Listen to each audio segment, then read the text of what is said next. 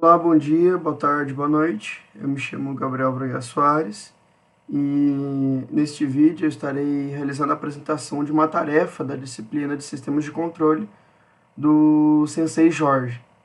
No caso, o que foi pedido através de um colega, foi para realizar a análise de um livro e, no caso, trazer essa apresentação. E esse livro é denominado de Desvendando os Segredos da Linguagem Corporal, de Alan e Barbara Pease. Inicialmente, gostaria de dar os meus agradecimentos especiais ao Sensei Jorge por estar me proporcionando essa oportunidade de poder passar o conhecimento que eu adquiri na leitura deste livro. Bem, o sumário, a apresentação no caso, a organização desta apresentação vai se basear em 3 tópicos principais, sendo a introdução, o desenvolvimento e a conclusão. Bom, introdução. Como eu disse, o livro vai ser Desvendando os Segredos da Linguagem Corporal, de Alan e Barbara Pease. E essa aqui é a capa do livro para quem tiver interesse em buscar esse livro e reconhecer através da capa. Bom, a ideia inicial do estudo desse livro é que, no caso, ele fala que 93% da comunicação humana ela é feita através de expressões e movimentos do corpo. E que, além disso, ele busca explicar o significado dos gestos cotidianos para que evite contradições entre as palavras ditas, no caso a minha fala, e o meu corpo, no caso o corpo da pessoa que você estiver analisando. E com isso, o objetivo principal é justamente ensinar a como melhorar a comunicação e o entendimento entre as pessoas. Por fim, ele vai, no caso, esclarecer e você vai descobrir que isso vai gerar boas impressões, vai causar boas impressões na relação, na comunicação entre as pessoas, entre você e outro indivíduo. Vai ajudar a criar vínculos rapidamente com essa pessoa. E por fim, você vai se dar muito bem em entrevistas de emprego e negociações. Isso é uma coisa muito importante, principalmente para nós que vamos nos formar e vamos ser engenheiros futuramente. Que assim seja, Bom, o desenvolvimento. Primeiramente, a gente tem que entender o significado de comunicação. Pois bem, comunicação, o que ela é? É um processo pelo qual pessoas atribuem significados a fatos produzidos, que é basicamente eu atribuir um significado a um comportamento humano. Basicamente é isso. E para que haja uma comunicação, deve sempre haver um emissor e um receptor. No caso, eu estou comunicando vocês, então eu sou o emissor dessa comunicação e vocês são os receptores. E há 2 tipos principais de comunicação que a gente pode denominar, sendo a comunicação verbal e a não verbal.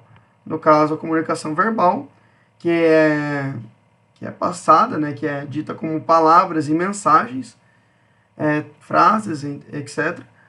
E a comunicação não verbal, que é justamente a expressão, a emoção. No caso, o que eu estou fazendo aqui com vocês, eu estou juntando a comunicação verbal, que é a minha fala, com a comunicação não verbal, que são os gestos, as minhas mãos, a expressão facial.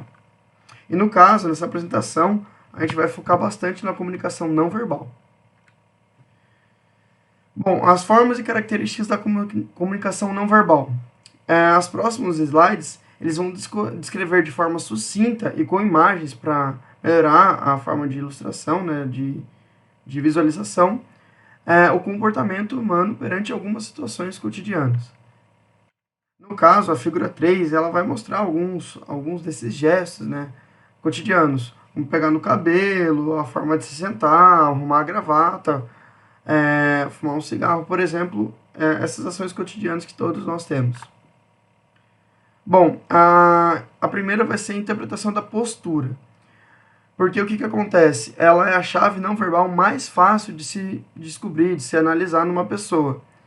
E um fato curioso é que as pessoas elas têm a tendência de imitar atitudes corporais de outras pessoas. E isso se denomina posturas congruentes. Por exemplo, se 2 pessoas compartilham do mesmo ponto de vista, elas vão acabar compartilhando da mesma postura. Ou seja, a forma de sentar, a forma de falar, a forma de estar gesticulando com as mãos. Pode ser que seja da mesma forma ou refletido. No caso, se a pessoa senta com a perna direita sobre a perna esquerda, o teu amigo, né, a pessoa íntima, pode vir a sentar com a perna esquerda sobre a perna direita. E além de ser uma chave, né, a interpretação da postura, ela também é uma expressão de atitude. Bom, o tato. Ele é um sentido que está presente em todos os outros sentidos. E, por exemplo, no caso a pele, né, por exemplo, é um reflexo das nossas emoções. Só que ela é muito complexa e possui um grande significado. O tato ele é um instinto não, um sentido mais primitivo de todos, visto que quando a gente nasce é o primeiro sentido experimentado. E, além do tato, o paladar e o olfato são sentidos de proximidade. No caso, o paladar, né? A figura 5 mostra os 5 sentidos humanos. E o que eu comentei agora, que é o tato, que é essa mãozinha aqui. Aí tem o paladar e o olfato. Dando a sequência, os movimentos corporais. A ideia de se analisar os movimentos corporais se baseia no como que eles são feitos, não no que eles são feitos. Ou seja, não se analisa o tato, e sim a forma de se fazê-lo. O tato não. Não se analisa o ato, e sim a forma de se fazê-lo. Como que eu faço, por exemplo, como que eu vou lá e cumprimento alguém. Não o fato de fazer, mas como eu faço isso. E essas atitudes corporais, elas vão refletir diretamente nas atitudes, e orientações vão refletir diretamente no próprio indivíduo. Bom, o conjunto dos gestos. A análise da linguagem do corpo deve se basear justamente no conjunto de gestos e circunstâncias. A gente nunca pode analisar um gesto isoladamente. Por exemplo, eu pego e me sento com a perna cruzada. Se eu analisar justamente eu sentar com a perna cruzada, pode ser que eu esteja apreensivo, pode ser que eu esteja no modo de defesa, pode ser que eu esteja ofensivo ou persistente. Nunca se dá para analisar isoladamente, porque um gesto ele é denominado como uma palavra, e uma palavra pode ter vários significados. Sendo assim, todos os gestos devem ser considerados dentro de um certo contexto, no caso que se produzem. E um gesto ele pode acabar se aperfeiçoando com o passar dos anos. Isso torna, no caso o gesto seja algo negativo, algo difícil de se identificar. Por exemplo, se uma criança com 5 anos mente para os pais, ela pode pôr a mão totalmente na boca, por exemplo, colocar a mão assim totalmente na boca. Quando essa criança for adolescente, ela vai começar a gesticular com mais, com menos, para que dê menos percepção que ela esteja mentindo. Por exemplo, ela vai passar a mão na boca mais tranquilamente. E já um adulto ele vai começar a desviar isso, né? Vai desviar esse tipo de gesto, né? Vai colocar a mão na boca, mas depois vai passar na barba, vai tentar desviar. Que é algo que evite a mentira, né? Que ele esteja mentindo, caso seja um gesto negativo, né? Bom, o espaço pessoal. Cada indivíduo ele possui seu espaço pessoal. No entanto, há uma certa classificação para cada espaço que esse indivíduo possui, sendo dividido em 4 classes.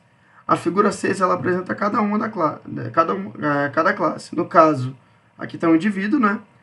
E vamos ter a zona íntima, que é uma zona que eu vou ter diretamente relação com a pessoa, que é uma relação íntima.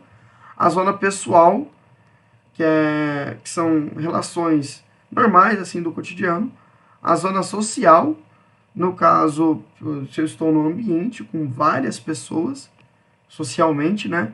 E a zona pública, que é a região, por exemplo, de apresentação, que no meu caso eu estou apresentando para vocês, e se eu estivesse presencialmente eu estaria a uma certa metragem, né, de vocês, no caso, além de 3,6 metros. Só que essas zonas variam de pessoa para pessoa, tá? Bom, os gestos com as mãos, que é o que eu mais estou fazendo nessa apresentação. Alguns gestos são realizados com as mãos para poder auxiliar na análise do comportamento de um indivíduo em diversas situações. Cada análise será elucidada nos seguintes slides. No caso, eu estou apresentando e gesticulando com as mãos para eu poder me tranquilizar, poder fazer com mais calma essa apresentação. Outras pessoas utilizam de outros gestos para poder discorrer da apresentação.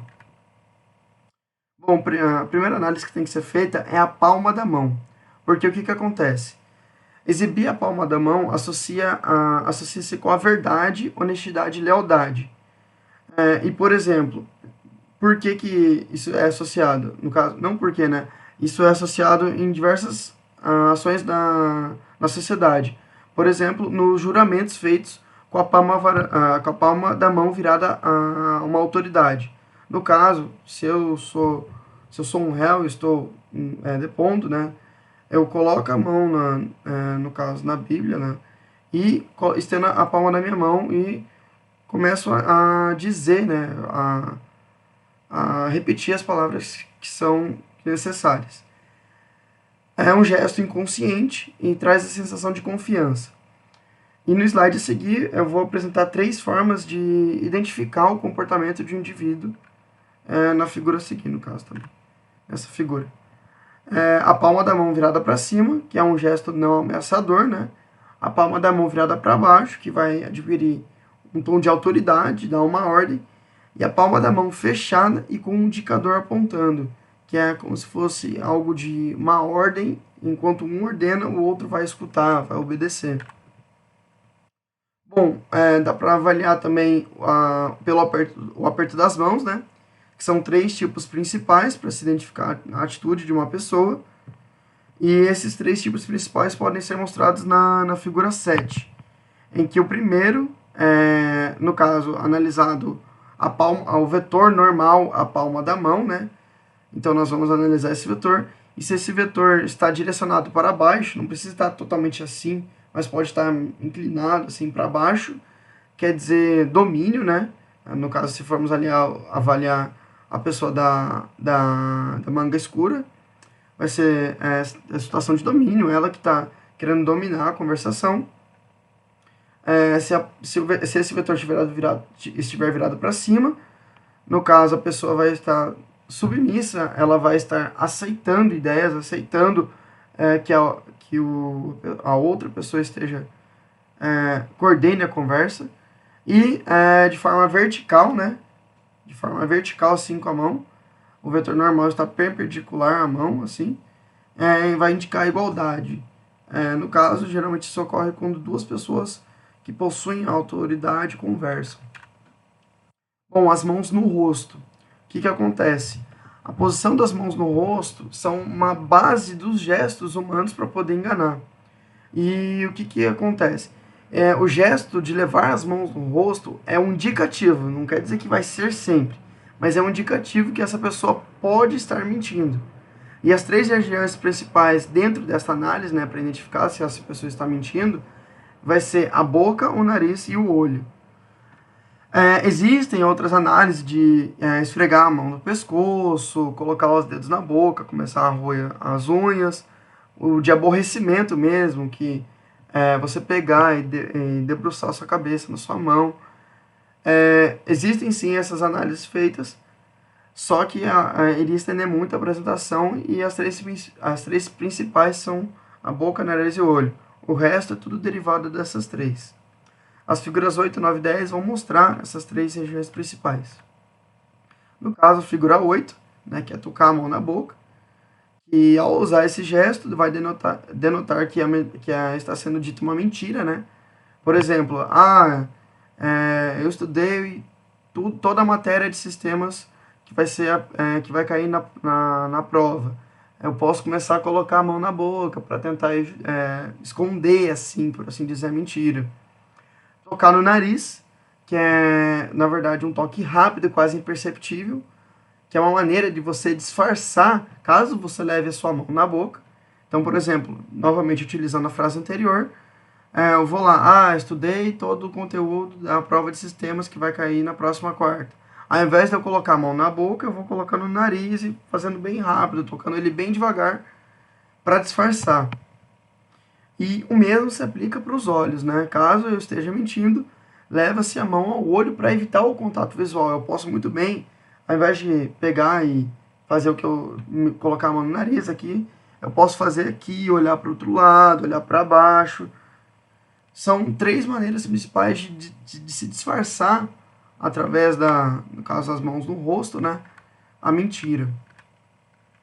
A expressão facial, que no caso são significativamente a forma mais precisa de se interpretar as mensagens e o estado emocional de outra pessoa. E o foco dessa comunicação facial está justamente nos olhos, sendo o mais sutil das formas de expressão corporal. Há várias formas de você analisar, né?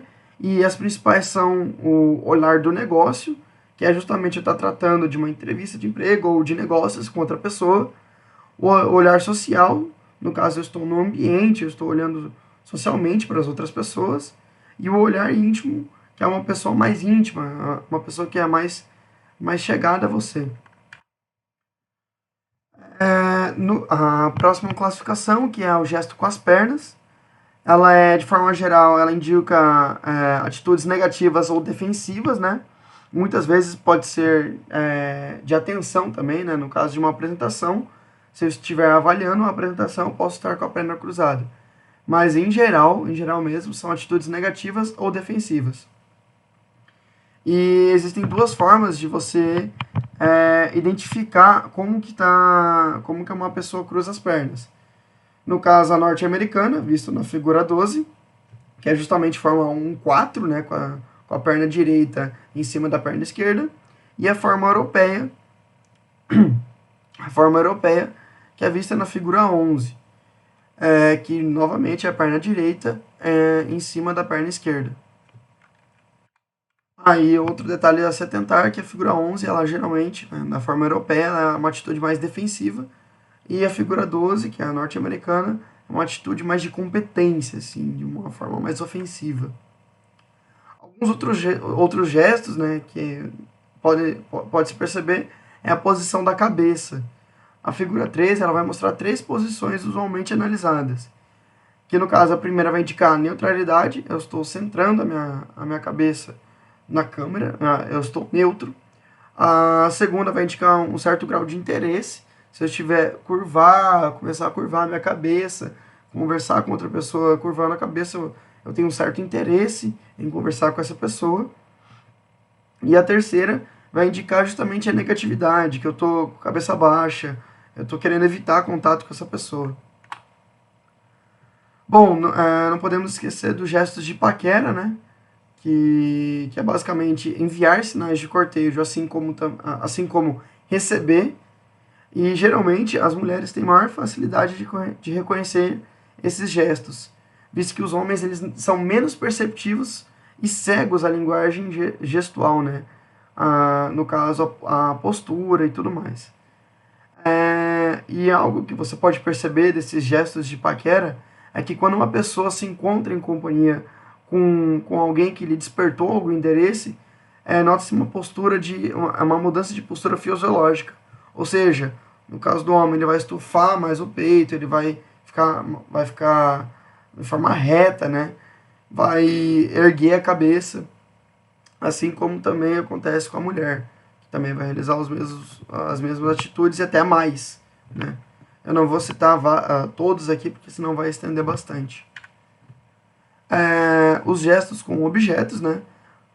Por exemplo, os óculos e os cigarros, que pode refletir diretamente no comportamento da pessoa. No caso dos óculos, pode ser feita, no caso, a sua limpeza, né? Se a pessoa faz com mais calma, pode mostrar que ela está mais segura, mais tranquila. E se ela faz meio agressiva, assim, vai limpar o óculos meio agressivo, pode mostrar que essa pessoa está mais apreensiva. Ela está com um tom de nervosa, né? No caso, ela está apreensiva, está nervosa. E para o caso dos cigarros, né? Determina no caso, a maneira e direção de como você vai exalar a fumaça. Pode dizer a respeito muito sobre uma pessoa. Se eu estou exalando a fumaça para cima, eu estou tranquilo, estou suave. Se eu exalar para baixo, eu posso estar muito tenso, tô passando dificuldade ou algo do tipo. São generalidades, claro. Bom, as técnicas de inclusão e exclusão. O que acontece? Eu vou estar considerando um ambiente com 3 pessoas, mas pode ser aplicado, um ambiente não, né? Um círculo com 3 pessoas, uma roda com 3 pessoas, só que pode ser aplicado para mais. E basicamente vai ser analisar o formato com que essas pessoas estão dispostas uma das outras, né? E a principal análise é feita pela posição triangular aberta ou fechada para incluir ou excluir terceiros. Que é basicamente o seguinte: se eu com outra pessoa, estou conversando com outra pessoa aqui, chega um terceiro indivíduo, e esse terceiro indivíduo não é aceito pelas duas primeiras pessoas, então os dois primeiros indivíduos, não sempre, né? Geralmente, vamos virar a nossa cabeça para a terceira pessoa. E caso contrário, caso essa pessoa seja aceita e nós queiramos conversar com essa terceira pessoa, nós, os dois indivíduos, vamos criar um triângulo. Vamos mudar a postura corporal para criar um triângulo com essa terceira pessoa. A figura 14 ela vai mostrar bem sobre esse tipo de comportamento.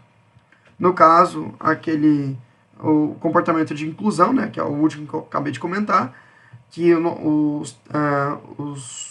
a postura corporal dos dois primeiros indivíduos vai estar em relação de um triângulo com o terceiro indivíduo, e no caso da exclusão, caso o terceiro indivíduo não seja aceito, nós vamos apenas virar a nossa cabeça, indicando que nós não é que não queremos, é que aquele indivíduo não convém para a situação da conversa, no caso da minha conversa, com o outro indivíduo que eu estava aqui conversando, o segundo indivíduo. Bom, a conclusão que eu tive é que essa leitura foi muito proveitosa, visto que ajudará a curto e a longo prazo a comunicação entre os indivíduos, né? E isso também ajuda a aprender a interpretar o comportamento não verbal de um indivíduo e auxilia também na obtenção de determinados recursos ou favores, assim como também entrevistas de emprego, né? Que a gente precisa saber se portar e se comunicar com entre entrevistado e entrevistador. A figura 14 vai ilustrar uma ideia de conclusão, né, que a gente pode aprender sobre esse livro. Novamente, eu quero agradecer ao C6 Jorge por me proporcionar essa oportunidade de repassar conhecimento. Muito obrigado, viu?